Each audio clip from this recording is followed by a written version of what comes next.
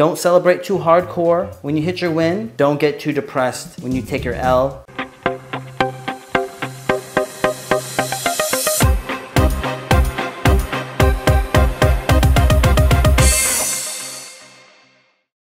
The journey is the fun part, right? Obviously, I'm not going for shooting for difficult situations. My goal is always to be profitable and to make it be as profitable as possible. That's my goal. Be as high profitable as possible on our investments. But along the way, when you're going for such a goal, obviously, with such a high goal, significant challenges. And that's what we're here for, is to basically figure it out. So it's like last Thursday, everything that could go wrong went wrong. And I'm like, oh my, I just need to I just need to shut my brain off, because everything that could have gone wrong went wrong. Friday hits, everything that could have gone right went right. All the good news I wanted to hear, I heard, and it's like, that's the challenge. Don't celebrate too hardcore when you hit your win. Don't get too depressed when you take your L, and just take every part of learning, continue, right? Because even when we do really well, what do I normally say? How can we improve from this? Right. How can we do maybe more, how can we be faster, more efficient, cut costs, right? Without cutting quality.